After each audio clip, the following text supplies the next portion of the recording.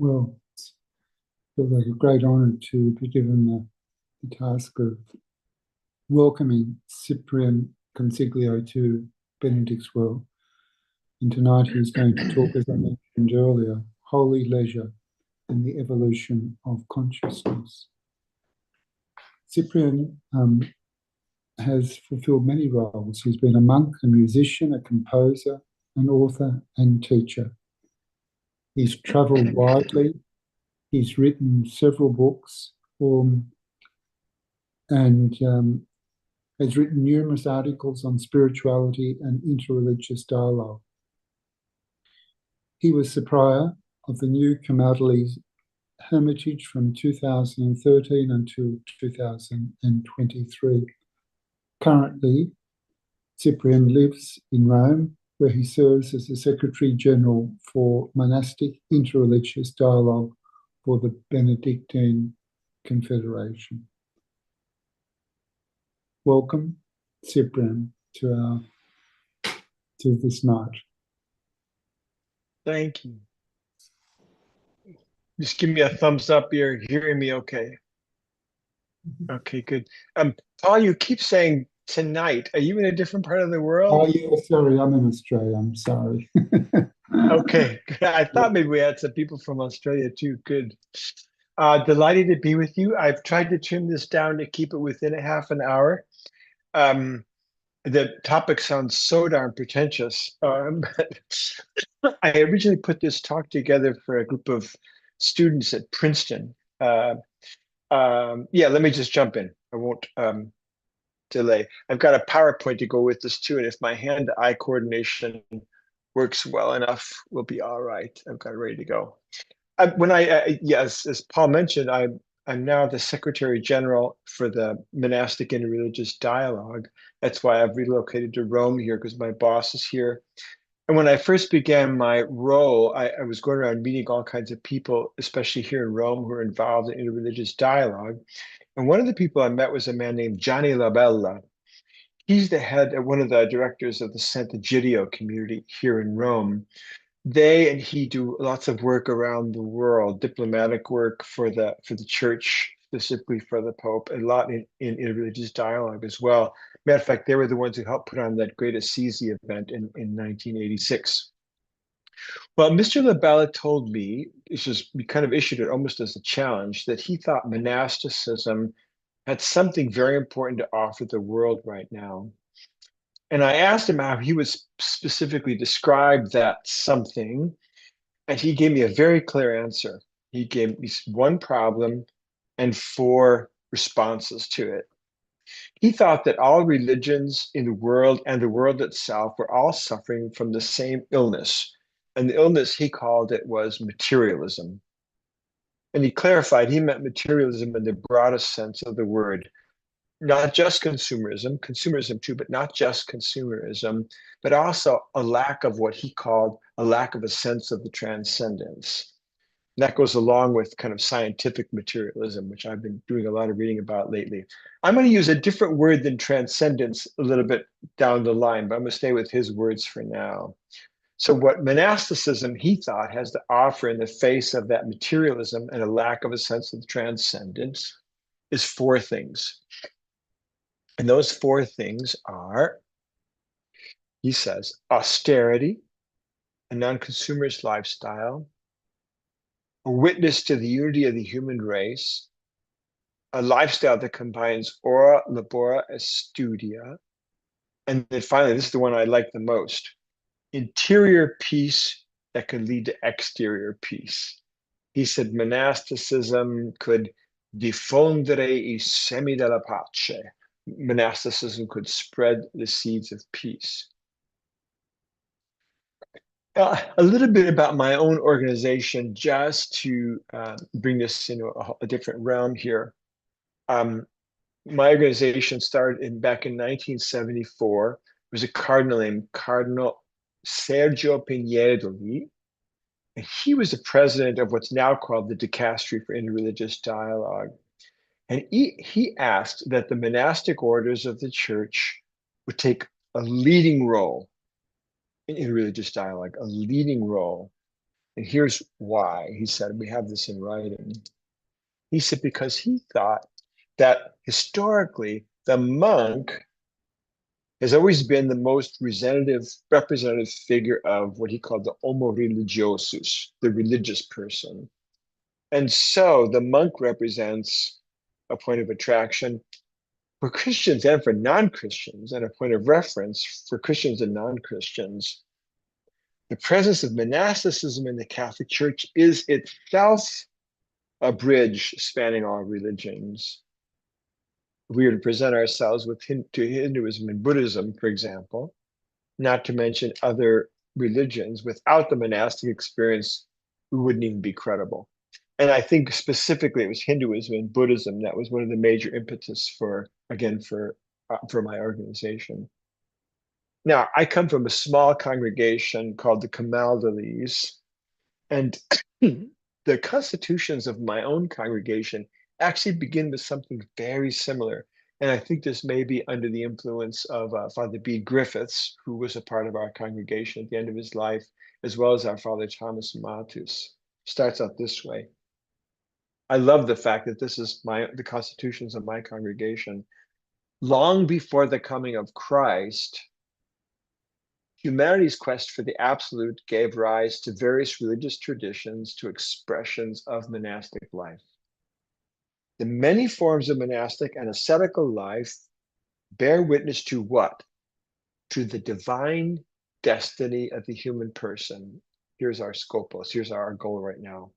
The divine destiny of the human person, and to the presence of the Spirit in the hearts of all those who just seek to know what's true and what's ultimately real.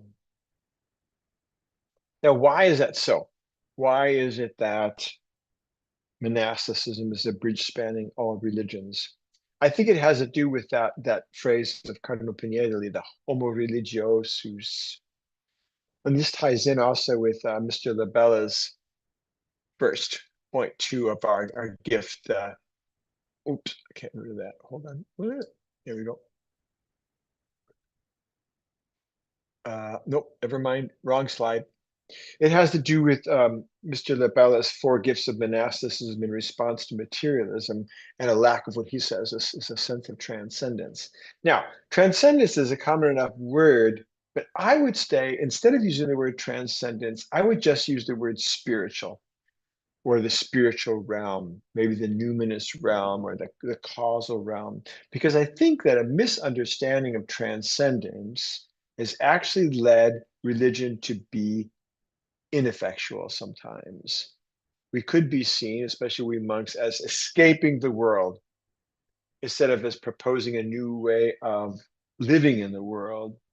And for me, monasticism is not a way of escaping the world. It's a proposal of a new way to live in the world.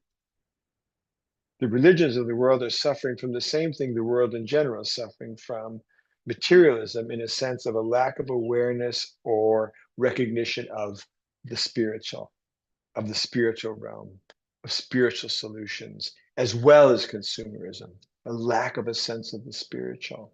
And monasticism offers a new way to live based on spiritual. So another great name in this, and maybe you'll recognize some of these names, is Raimundo Panikkar. For a couple of years, I was saying he's the only theologian I could read anymore. Instead of homo religiosus, he just uses the word humanum, the humanum. The monk, he says, there's a human archetype that the monk develops. Traditionally, monks have interpreted in their way that something that all human beings are called to realize in their own way, something that expresses the newness and the growth of this humanum. That's why the monk is a point of attraction to everyone. Now, the monk is only one way of realizing that universal archetype, but points to that deeper archetype. It's inside and through this monastic way that we can realize a universal archetype of which the monk is one manifestation. A little side note on this: when my friends, especially my friends who are oblates, think of themselves as failed monks or half half-baked monks or not very good monks. I say, no, we're not trying to make you into little monks. You're contemplatives. We're pointing to something deeper. The monk is only one way of fulfilling that archetype. And if I understand it correctly, this archetype is summed up in the title of this book, which is, I've just finished reading another time, called Blessed Simplicity. The monk stands as the sign of that one thing necessary, like Jesus says, to Mary Bethany, that most fundamental element of humanness, or the story of the rich young man to whom Jesus says, you lack just one thing. Sell all you have and give it to the poor and come and follow me. That's not a call just to monks. It's a call to everybody. What is that one thing? What is that blessed simplicity we're aiming toward? And that to me ties in with Mr. Labella's notion of monasticism, witnessing to the unity of the human race. All human beings have this call. All human beings have this aspiration. And that's why monks become the point of attraction. They're like a sign of that. Almost anyone who sees a monk is struck by that particular sign. Whether we're really noble or not is not the point. But the symbol of the monk is that. And I'm thinking, even back to the Buddha himself, at 29 years old, when he's still Prince Siddhartha, escaping from the protected environments of his palace to be jolted out of his easy, idle life by what are referred to in Buddhism as the four signs. He sees an old man, nothing against us old men, by the way. He sees a sick person, and he sees a corpse being carried to cremation. And then he saw a monk sitting in meditation beneath the tree. And he began to think about sickness, old age, and death. He decided to follow the way of the monk. In Christianity, our version of this is usually called the last things. It's even more dire, I think, than sickness, old age, death. It's death, judgment, heaven, and hell. And some of you are old enough, perhaps old enough Catholics and others that remember that parishes would have these, retreats during Lent about the last things, like death, judgment, heaven, and hell. Now that's viewing the whole thing again from a little bit from the negative side. Let's look at it from the positive side. Another book I read over and over again, Aldous Huxley's Perennial Philosophy. And he says, in all the historic formulations of the perennial philosophy, it's assumed that the end of human life is contemplation. The end of human life is a direct, intuitive awareness of God. And action is only a means toward that end. And society is good only in the measure in which it makes contemplation possible for its members. And the existence of at least a minority of contemplatives is necessary for the well-being of any society. While popular thought caught up in materialism may think that the end of human life is action, or the latest iPhone, contemplatives that might think are perfectly useless, maybe even dangerous to the community that tolerates it. Monastic life itself bears witness to, as I quoted earlier from our constitutions, monastic life bears witness to the divine destiny of the human person, to the presence of the Spirit in the hearts of everyone who seeks to know what's ultimately real. Now, here's where the holy leisure comes in. I remember the day back in 1978 in Dr. Gilring's philosophy class back in St. Meinrad College in Southern Indiana, when I was introduced to this concept of leisure in the Greek philosophical sense. Dr. Ring was talking about the first chapter of Aristotle's Metaphysics at the time. And that one lecture stayed with me all these years later. Aristotle saw leisure as the goal of all human behavior, the end toward which all action is directed, and therefore one of the foundations of human culture. Now, what did he mean by leisure? It's not necessarily what we mean by leisure nowadays. What he meant by leisure was that Greek word is skol, skole or scola in Latin.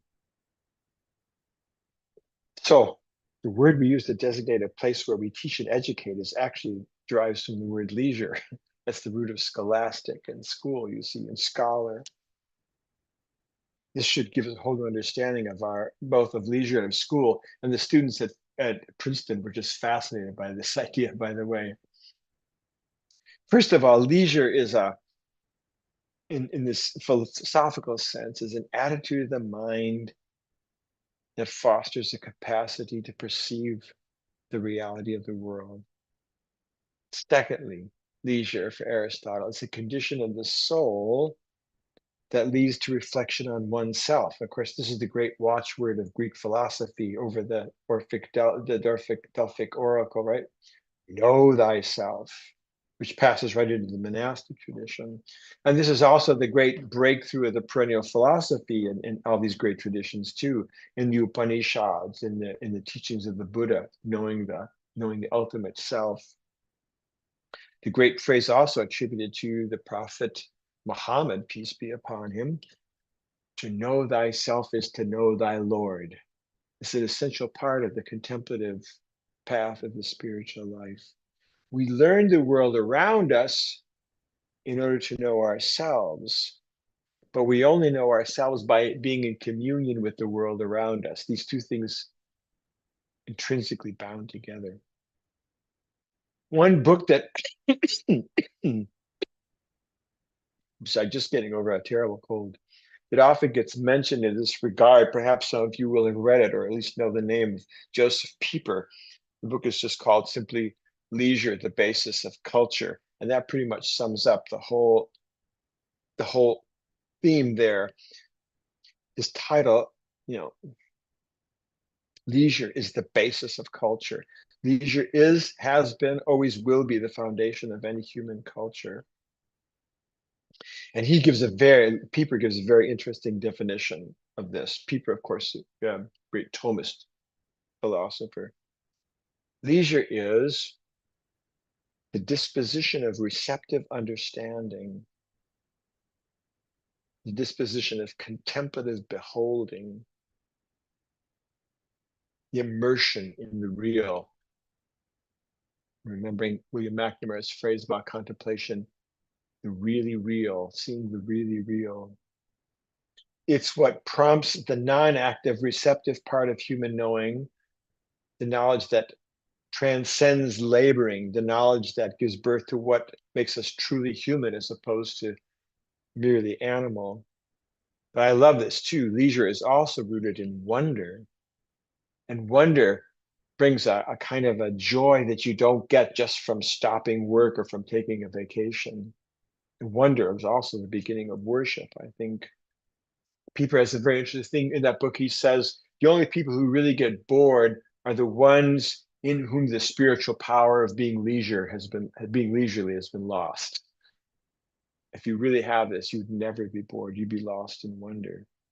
So in this way of thinking, society ought to be ordered in such a way, and ideally every human life ought to be ordered in such a way that there's room for this scola, for this scole, what in Latin is called otium, leisure, to be able to explore the more sublime aspects of being human.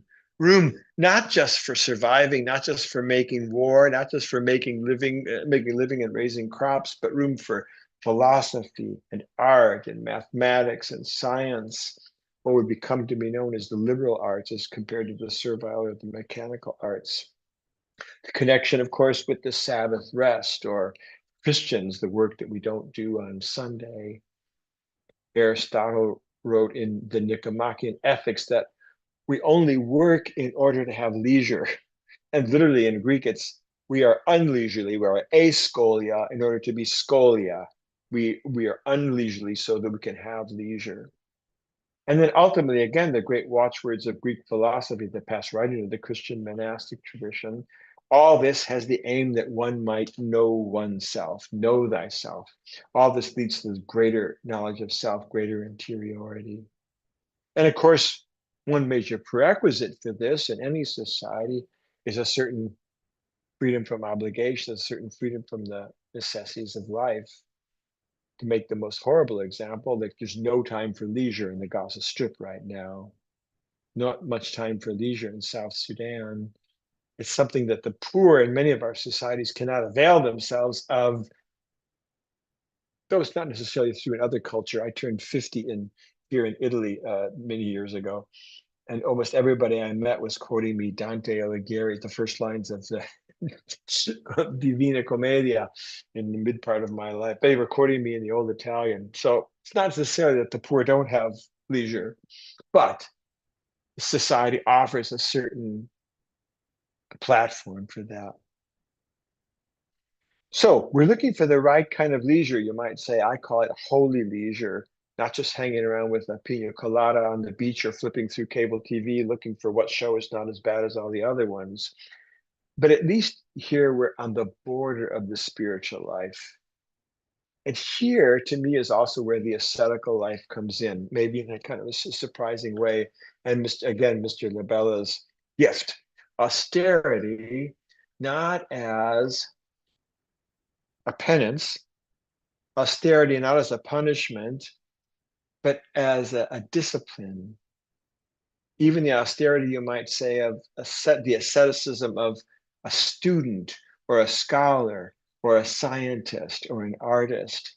How many times have I heard people describe themselves, describe someone else as living like a monk while they were, writing a dissertation or composing a symphony or deeply involved in a scientific discovery? That somehow is leisure at its very best. And it may take a kind of abnegation and austerity to be able to avail ourselves that. And the monk in every tradition represents anyone who's willing to face tribulations, willing to face simplicity, willing to face aridity, even mortification. In a word, to face this blessed simplicity, not as ends in and of themselves, but for the sake of that one thing necessary, for the sake of what I'm now calling holy leisure. As a matter of fact, you probably will recognize this right away. Saint Benedict also uses that word scola, a school. I mean, he calls the monastery a scola, a school of the Lord's service. And there's our balance, as Mr. Labella says, of a lifestyle that combines ora, labora, and studia. And I'm glad he put that word studia in there. Quite often they say the Benedictine motto is ora et labora, but Benedict actually gives just as much time to Lectio Divina, to holy reading as well. So I prefer this positive approach because it doesn't focus on being saved from, but being transformed into. Now, here again, why I prefer the word, not to use the word transcendence, because I think the spiritual impulse in almost every tradition I've studied often mistakenly leads us to transcend and leave behind. Maybe you'll recognize this theme from other modern theorists, rather than to evolve and include, because real evolution doesn't leave anything behind. It includes, it embraces more and more. I think that's the proper approach in the spiritual life as well. And this is something brought up by many modern theorists, especially Ken Wilber's made this kind of thinking popular, but it goes way back. Recently, I've been studying the writings of Ibn Arabi, 12th, 13th century Andalusian Islamic Sufi poet, mystic, philosopher. For instance, I think I have a quote of his here for you. Yeah. He was very influential, on both on Anselm and on St. Thomas Aquinas, and may have even, speculation, he was influential on John of the Cross and Dante Alighieri. He taught that the so-called pure intellect that's freed itself completely from everything physical and material can only see God in God's transcendence, but in reality, pure transcendence is only the half of the perfect knowledge of God, because it's only half of the two basic aspects of the absolute. The other half in Arabic is called Tasbih. I've been reading a lot about this. All knowledge of God is necessarily one-sided if it doesn't unite transcendence and immanence. And there's our evolving and including, because God is transcendent and immanent at the same time.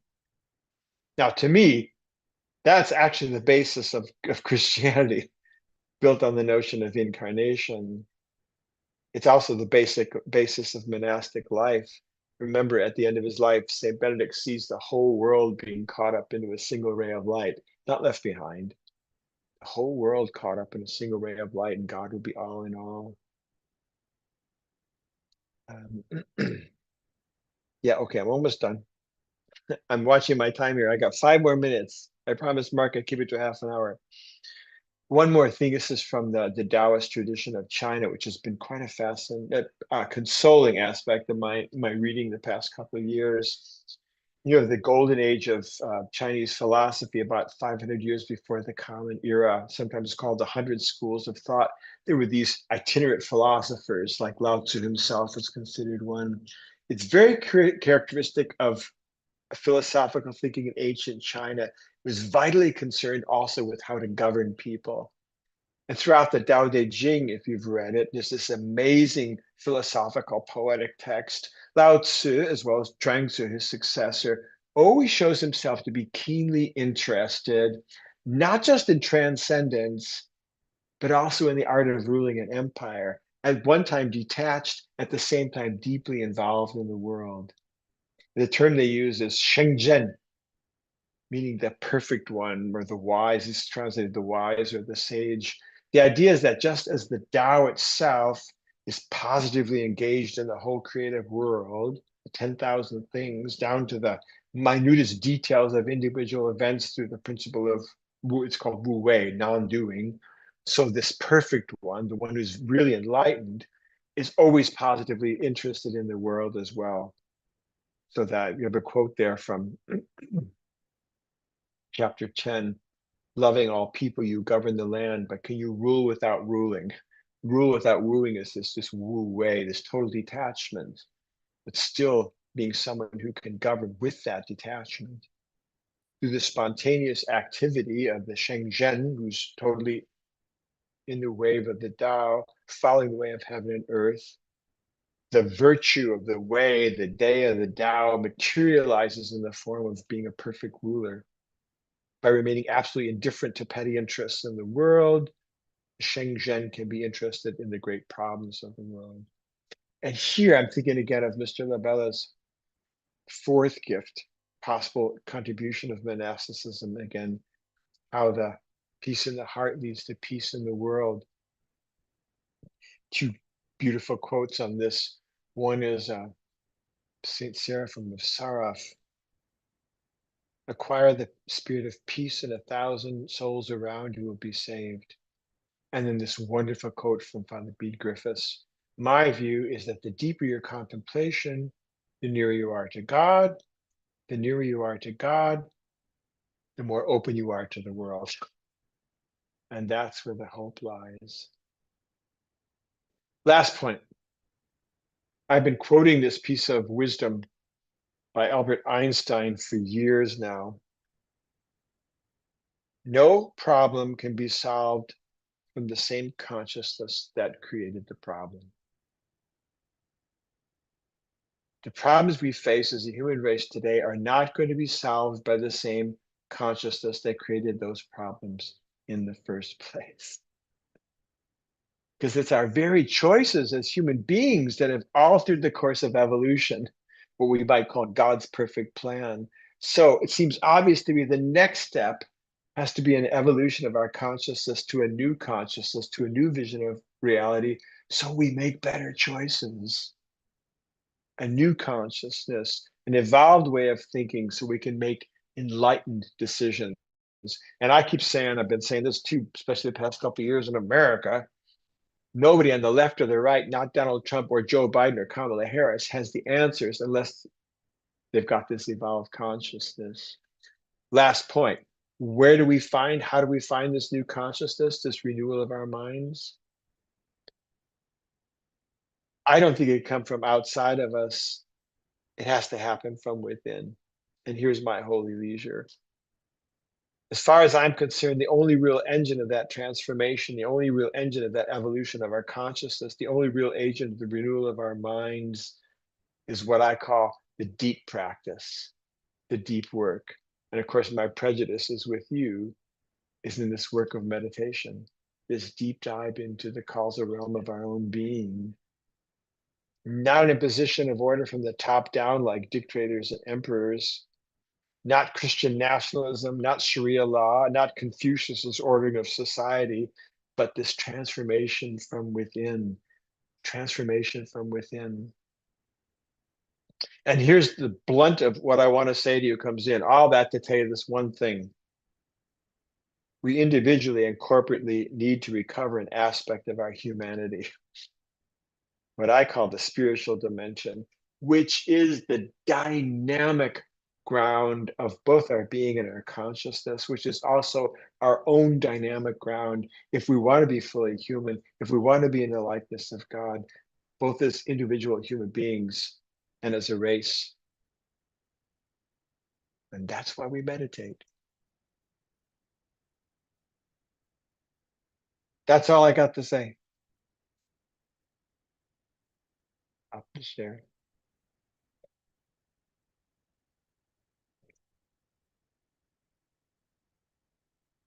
Questions, comments, or rebuttals?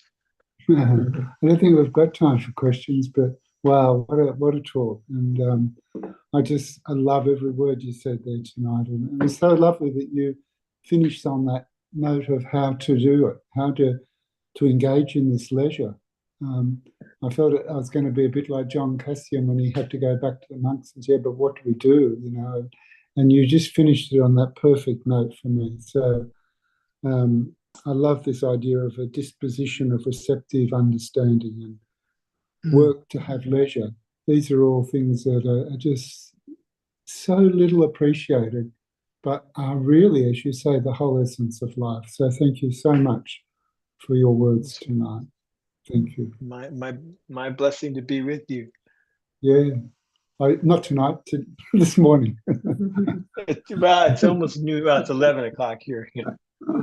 Okay. And now we're going to finish with our closing prayer. May the divine assistance be always with us. And with our absent brothers and sisters. Amen.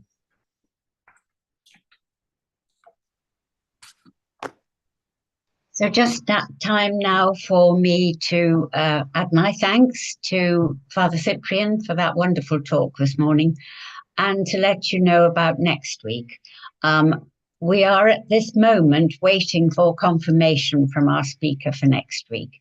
So I'm sure we'll have it, and there will be somebody here to talk to you. So until then, I wish you a very good week. We'll see you here same time next week at the Well. God bless. Thanks. Thank you, Julia. Thank you.